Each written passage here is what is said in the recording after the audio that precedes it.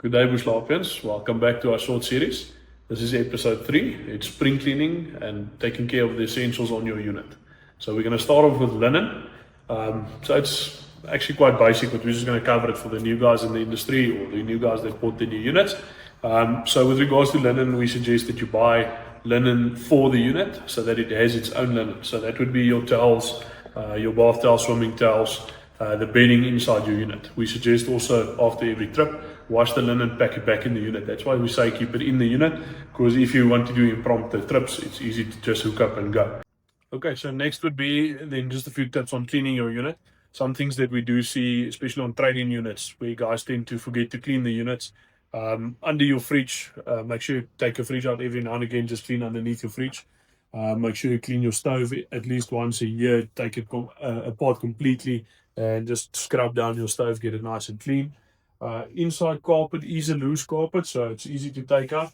I would suggest to wash the carpet maybe every 3 or 4 trips, depending on how rough the trip was. If there's a lot of sand and mud, or if it was wet weather, I would suggest take the carpet out, wash it nice, clean it out, dry it out before you put it back, and then you've got a good chance to also clean the floor. On the Ratel units, there is a lip in front of the step. Some guys tend to forget to clean there by that lip. So yeah, just have a look at that. And then always in your kitchen compartments, just make sure you wipe them up nice and clean. Take out the rubber mats, clean underneath the rubber mats, your non-slip mats on the inside. Other than that, just vacuum your unit and just wipe it down. Take a nice warm water, soapy water, wipe all your cabinets down, and then basically just clean it out, and you can have it ready for the next trip. All right, next would then be taking care of your water system. Okay, so what I suggest to all the guys, I'm just going to use the Ratel 3SB on display as an example, is to drain your tank. So your water drain tank is at the bottom of your tank. It's a gravity drain. If you look underneath the tank, you'll see it down there. There's your tap there right in front. So you can drain your tank out completely. And then also what I suggest to all my clients, drain the tank completely on your way back from a trip so it can dry out, so you don't have any mold or fungus or anything in the tank growing. If you want to flush the system, use fresh water first and run it through the system. Make sure you get nice clean water running through the whole system, especially the pipes as well. You can drain most of the water out of the system so you can run your pump, but just be careful to not run your pump dry. So you must always have a little bit of water in the system. If you hear the pump continuing to run, there's no water coming out, you know the system is completely bled out or drained completely, and then just switch off your pump. If you refill, as I said, just put fresh water, run it through the system, and then just make sure all the water is nice and clean. Try not to use chemicals as far as you can. Some guys do use Milton. It is a disinfectant inside the tank. It will help, but must be very careful. Milton is not designed to work with a stainless steel tank. We've got stainless steel tanks. We are looking into different materials that or chemicals that can work with that, so we will have something soon available. But yeah, run fresh water through as fast as possible, just to get the residue of water out and just get fresh water into the tank. Next then in line would be looking after your canvas. So I'm just going to use this awning as an example again. Just go through your tents, make sure there's no tears, no holes, no pinch marks, stuff like that. If you have any pinch marks, you do get a seam sealer that's colored the same color as the tent. You can just paint that seam sealer on. That will cover most of the marks. If it's quite a big hole, one will probably have to put a patch on that. If not, then replace the panel. That is something that can be done, luckily. So yeah, if you ever have an issue, it's something that can be repaired. With regards to cleaning and taking care and maintenance of the canvas, we suggest that you use a canvas cleaner. So we do have a product that we formulated with the canvas guys that supplies the canvas, that's designed to not take off the sealer off the canvas. It will not get all the marks out, so it's not going to clean it 100%, but it will get it much better. It takes off all the dust and all the, like the red clay dust that you get on the units. They will take that off. If it's a purple bird dropping, that might not take it off.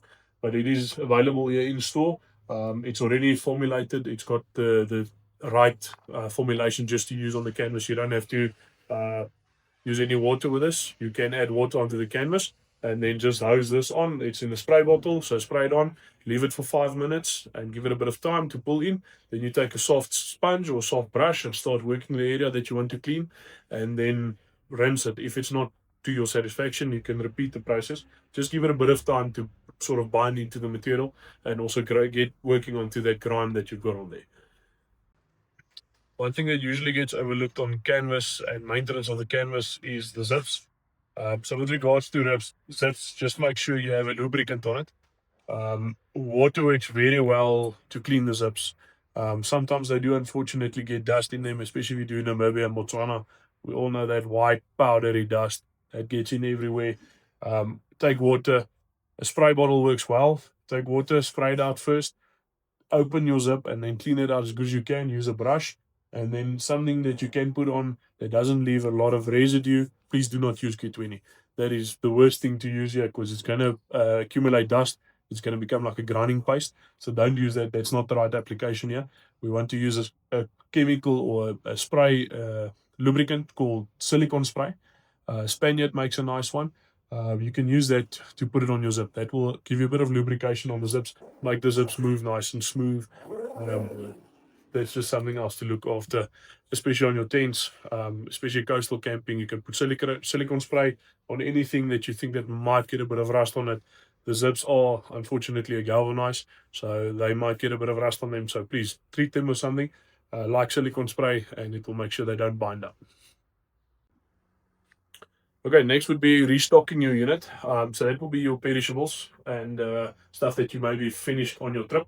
So I suggest to most of my clients, keep a list inside the unit. There's a nice drawer in the kitchen where you can keep a list and a pen.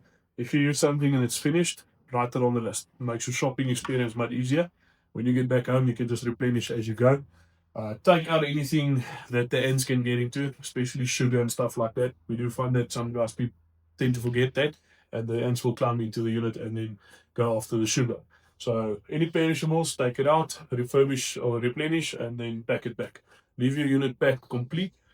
So the cutlery must be there, the pots and pans must be there. As we said, your linen must be there. So basically, in theory, you're just going to pack your clothes and anything that you want to take extra for the weekend. That's the easiest way. That will always give you the option of doing the impromptu trips. If you want to head out on a Friday afternoon, you're a little bit tired of work, you can just hook up and go. So if the unit's ready and you basically just take your clothes out, it's quick and easy to pack. Half an hour, you can be on the road. So keep it stocked, keep it ready to roll, keep it clean. And that's it for the episode 3. Thank you very much. Thanks for watching.